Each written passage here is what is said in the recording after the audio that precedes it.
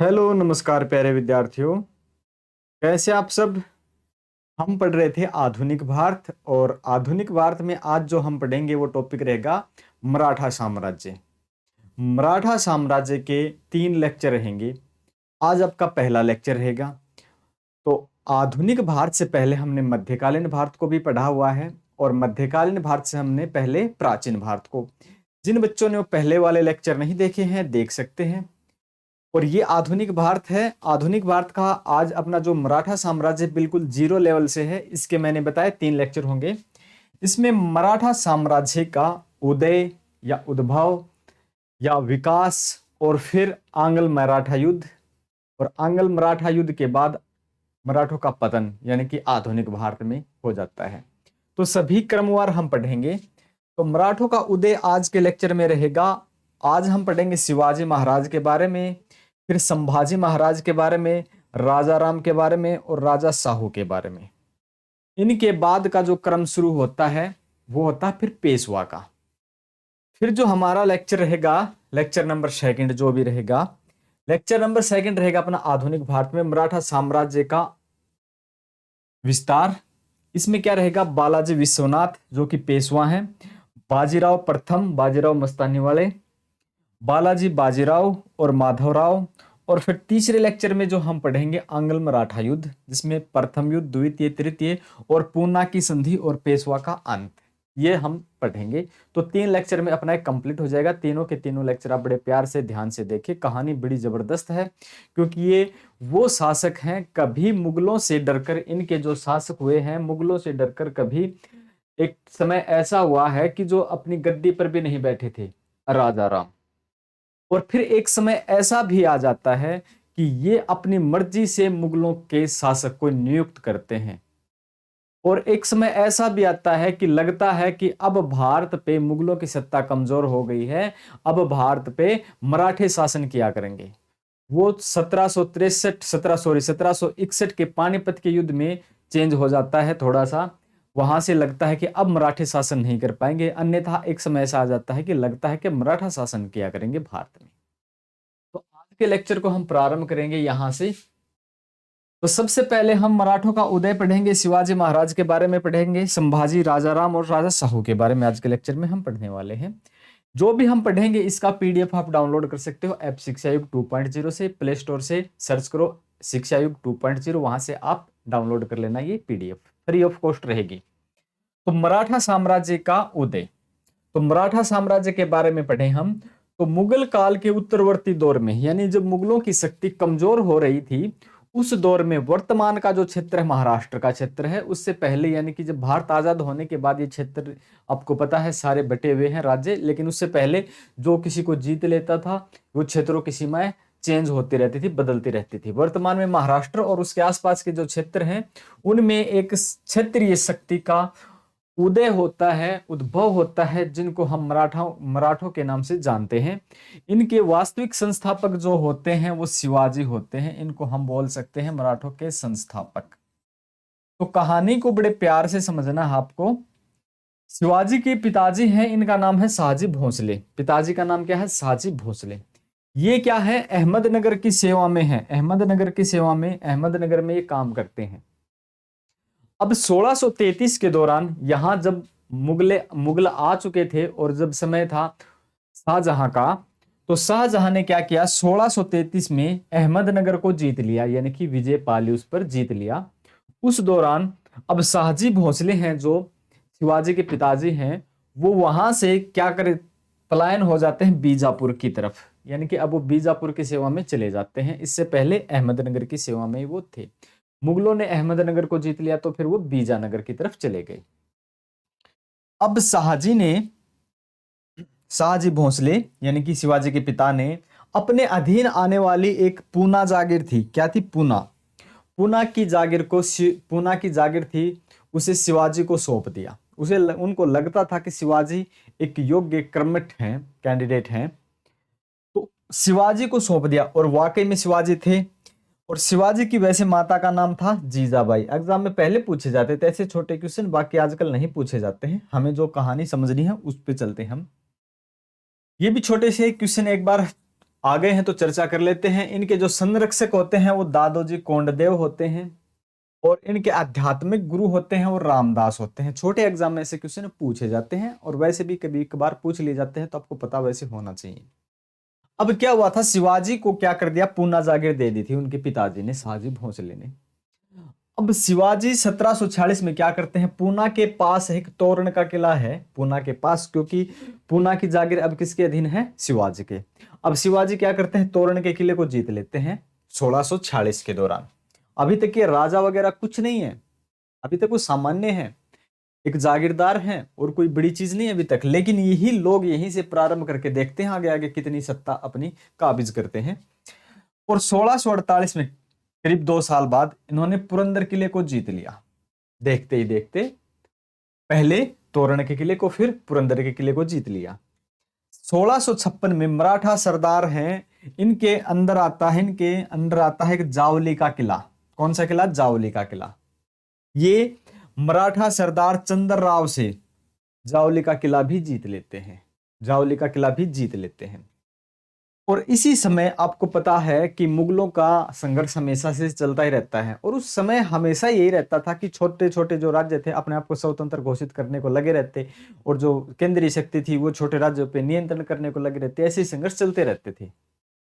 इस दौरान क्या होता है, मुगलों का बीजापुर से संघर्ष चल रहा था, और शिवाजी ने क्या किया, जब इसका बीजापुर से संघर्ष चल रहा था मुगलों का, तो शिवाजी प्लानिंग करते हैं क्यों ना हम मुगलों के साथ मित्रता बना लें। इसमें क्या है, मुगलों के साथ वो मैत्री भाव स्थापित करने की कोशिश करते हैं, लेकिन औरंगजेब होते हैं उस समय शासक। औरंगजेब इसमें कोई दिलचस्पी नहीं लेते हैं कि हम मराठों के साथ मित्रता रखें, वो मराठों के साथ मित्रता रखने में कोई दिलचस्पी नहीं लेते हैं। मुगलों की बीजापुर से संधि हो गई। अब मुगलों का और बीजापुर का संघर्ष चल रहा था। अब ये संघर्ष संधि में चेंज हो गया। किस में चेंज हो गया, संधि में। अब मुगलों का यानी मुगल और बीजापुर की संधि हो जाने से औरंगजेब वहां के शासक हैं, यानी वर्तमान में भारत के शासक हैं। वर्तमान में जब यहाँ की हम बात कर रहे हैं तब की। औरंगजेब बीजापुर के शासक से कहते हैं शिवाजी के अधीन जितनी भी जागीरें हैं वो वापस ले ली जाए। क्या कहते हैं बीजापुर के शासक से कि शिवाजी के अधीन आने वाले क्षेत्रों को आप वापस ले लो, आप वापस ले लेंगे, क्योंकि उनके पिताजी ने उनको जागीर दी थी, और उसके बाद उन्होंने अलग अलग अपने जागीर को बढ़ा लिया है, अलग अलग किलों को जीत लिया है। वो उनके पास जितनी भी जागीर हैं, जितने भी उनका क्षेत्र आता है, वो सारा का सारा क्षेत्र शिवाजी से वापस ले लिया जाए। औरंगजेब बोलते हैं किसको, बीजापुर के शासक को। इस दौरान की आगे की घटनाएं और देखते हैं। अब बीजापुर का शासक क्या करता है, अपने सेनापति को बेच देता है। ये अफजल खान, जिनका नाम होता है सेनापति का अफजल खान, की ये प्लानिंग है जाके शिवाजी को आपको पकड़ के लेके आना है, चाहे तो कैद करके लेके आओ, अगर वो कैद में न फंसे तो चाहे उसको मारना पड़े आप उसको मार दो, कोई दिक्कत नहीं है। शिवाजी को या तो कैद करो या आप शिवाजी को मार सकते हो, लेकिन हमें वो क्षेत्र वापस चाहिए। अब अफजल खां क्या करते हैं, उनकी एक आदत थी, वो गले मिलते थे, कोई भी अपना साथी हो अपोजिट हो, जिसको अपोजिट होते थे यानी उसको मार देते थे वो ऐसे अपने बाजुओं में भींचकर। ऐसी कुछ घटनाएं होती हैं। लेकिन शिवाजी उनसे पहले ही चतुर थे, शिवाजी उनके बारे में जान चुके थे कि ये कैसी घटनाएं करते हैं, ये क्या असर करते हैं। तो शिवाजी ने इससे पहले ही इनके खिलाफ रणनीति घड़ी हुई थी कि इनसे कैसे बचाव करना है। अब शिवाजी को कैद करने या मारने के लिए ये चल पड़ते हैं अफजल खान, किंतु शिवाजी ने चतुराई दिखाई और उन्हीं की हत्या कर दी, अफजल खां की हत्या कर दी। और अफजल खां और बीजापुर के अंडर में जितने क्षेत्र आते थे बहुत से क्षेत्रों को भी जीत लिया शिवाजी ने। अब क्या होता है, अब मुगल शासक औरंगजेब बोल के गए थे कि आपको शिवाजी से क्षेत्र वापस लेने हैं। दरअसल घटना इससे बिल्कुल विपरीत होती है। ये शिवाजी क्या करते हैं, जो बीजापुर के ही क्षेत्र को जीत लेते हैं, जिनकी संधि मुगलों के साथ हो रखी थी पहले से ही। तो इसका मतलब है कि बीजापुर के क्षेत्र गए तो मुगलों के क्षेत्र गए। अब मुगलों की ये मान के चलो नाक का सवाल हो जाता है, उनकी इज्जत का सवाल हो जाता है। अब वो क्या करते हैं, इस घटना के पश्चात औरंगजेब क्या करते हैं, शिवाजी के अधीन आने वाले उन क्षेत्रों को वापस लेने का निर्णय करते हैं जो अहमदनगर की संधि के तहत बीजापुर को दे दिए थे। अहमदनगर की एक संधि हुई थी जो बीजापुर को दे दिए थे, और बीजापुर से किसने छीन लिए थे, शिवाजी ने। अब ये निर्णय लेते हैं कि हमें सारे के सारे क्षेत्र वापस लेने हैं। इस क्रम में वो अगला कदम बढ़ाते हैं और इस क्रम में क्या करते हैं, वो मुगल गवर्नर है शाइस्ता खां। मुगल गवर्नर कौन है? शाइस्ता खां। शाइस्ता खां को भेजते हैं कि आपको शिवाजी से वो सारे के सारे क्षेत्र वापस लेने हैं। अब शिवाजी ने क्या किया, इन्होंने सबसे पहले शाइस्ता खां ने ऐसी कंडीशन बनाई हुई थी कि शिवाजी पीछे हटने को विवश हो गए थे, मजबूर हो गए थे। लेकिन शिवाजी को गुरिल्ला युद्ध की काफी नॉलेज थी, यानी छापामार पद्धति को काफी वो जानते थे। उन्होंने क्या किया, शाइस्ता खां के शिविर पर छापामार हमला किया और उनको घायल कर दिया। शाइस्ता खां मुगल गवर्नर को घायल कर दिया। अब जब ये खबर औरंगजेब को, वहां के शासक औरंगजेब को मिलती है कि तुम्हारे गवर्नर को घायल कर दिया गया है, तो क्या करते हैं, गवर्नर को वापस बुला लेते हैं। भाई आप घायल हो चुके हो, आप वापस आओ, आपका इलाज करवाते हैं। और उसकी जगह आमेर के शासक जय सिंह को भेजते हैं। जब इस घटना की खबर औरंगजेब को मिली तो शाइस्ता खां को वापस बुला लिया और बंगाल का गवर्नर बना दिया शाइस्ता खां को और वहां भेज दिया। और उनकी जगह आमेर के जय सिंह को भेज दिया। अब आमेर के जय सिंह हैं, इनको पता है कि शिवाजी कितने मजबूत हैं, तो इन्होंने जाके क्या किया कि शिवाजी को चारों तरफ से घेरना है, ऐसे तो वो काबू में नहीं आएंगे। जय सिंह ने बीजापुर के साथ एक समझौता किया और एक नई नीति बनाई। उस नीति के तहत प्लान किया कि शिवाजी को चारों तरफ से घेरना है, अन्यथा वो हमें भी हरा सकता है।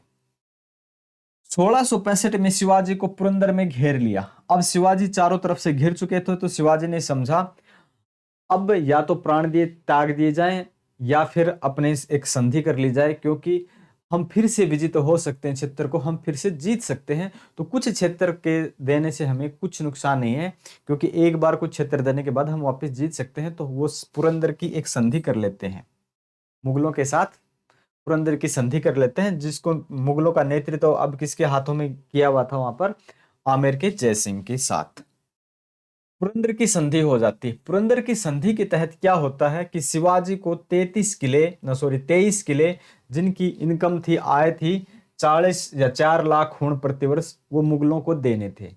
23 किले तो आप मुगलों को ट्रांसफर करेंगे, किसको ट्रांसफर करेंगे, मुगलों को दे देंगे आप 23 किले।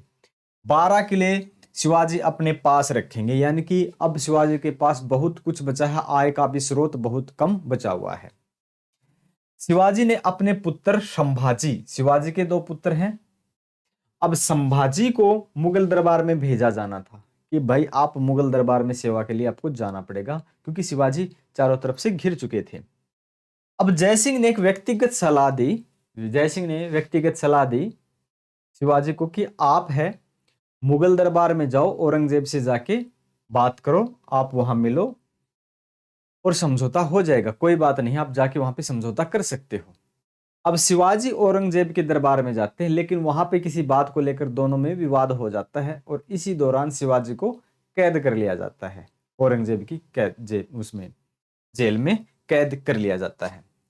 अब 1666 में क्या होता है, शिवाजी औरंगजेब की कैद से फरार हो गए। करीब 1 साल के बाद शिवाजी औरंगजेब की कैद से फरार हो जाते हैं।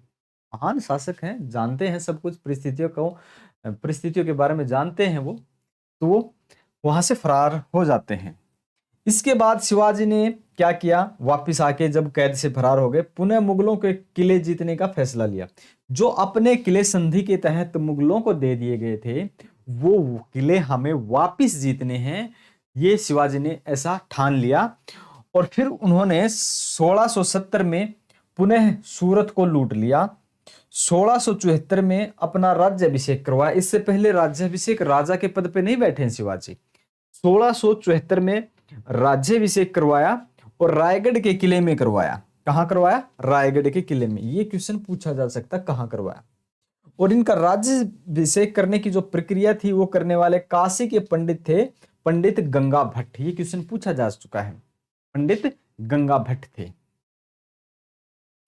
इसके बाद अब छत्रपति शिवाजी बोले जाते, पहले ओनली वो शिवाजी, केवल शिवाजी हैं।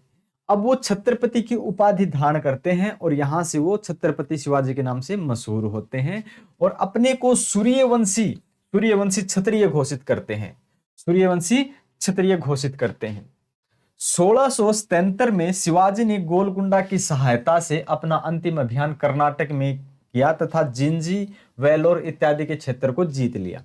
और यही वो जिंजी है जो बाद में शिवाजी के जो उत्तराधिकारी होते हैं राजा राम, ये मुगलों से बचाव के लिए जिंजी में ही अपना आश्रय लगाते हैं। आश्रम नहीं, आश्रय।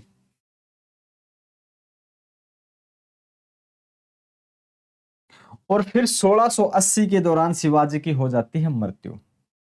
शिवाजी की मृत्यु हो जाती है, लेकिन मरने से पहले शिवाजी ने अपने किसी उत्तराधिकारी की आधिकारिक तौर पर कोई घोषणा नहीं की हुई थी कि मेरी मृत्यु के बाद शासक कौन बनेगा, ऐसी कोई भी घोषणा नहीं की हुई थी।